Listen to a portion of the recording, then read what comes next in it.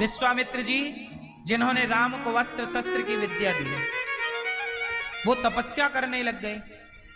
उन्हें बनना था महर्षि, ब्रह्मर्षि बनना था उन्हें, तपस्या करने लग गए। तो इंद्र ने उनकी तपस्या बिगाड़नी चाहिए। तो इंद्र तपस्या बिगाड़ने के लिए क्या क्या करते हैं जानते हैं? अप्सराएं भेजते हैं। विश्वामित्र जी तपस्या कर रहे थे कि एक अप्सरा आई, नाम था मेनका। कौन सी अप्सरा? मेनका आई। और मेनका आई और विश्वामित्र जी की तपस्या में वो नाचने लगी और अपना रूप सौंदर्य दिखाने लगी। विश्वामित्र जी की तपस्या भंग करना चाहते थे इंद्र, तो इंद्र ने भेजा था मेनका को। और विश्वामित्र जी पहले एक अप्सरा को पत्थर बना चुके थे, पर जब मेनका आई तो ये रह ना पाए और मेनका से कर ली इन्होंने शादी, विवाह कर लिया। अब मेनका के संग रहने लगे। मेनका को भी ऋषि अच्छे लगने लगे, ऋषि को भी मेनका। दोनों पति पत्नी में बड़ा प्रेम हुआ।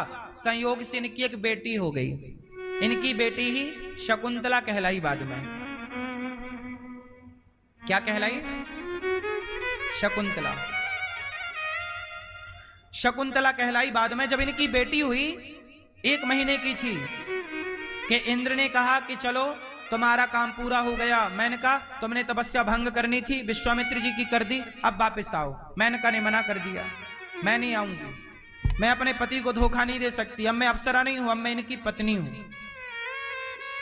इंद्र बोले नहीं, तुम अप्सरा हो और तुम अप्सराओं का कोई पतिवती नहीं होता, आओ। देखो संसार कैसे उलझाता है, इसी का नाम है माया।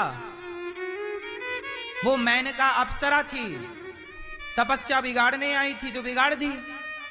अब विश्वामित्र जी उससे क्या बोलते कि मेनका मैं तुम्हारे बिना रह ना पाऊंगा, तुम्हारे बिना जी ना पाऊंगा। और मेनका बोली कि महाराज क्षमा कीजिए, मैं आपकी तपस्या बिगाड़ने आई थी और मैंने आपकी तपस्या भंग कर दी, बेटी हो गई। अब ये बेटी आप पकड़ो, हमें आज्ञा दो, हम अप्सरा हैं। चली गई,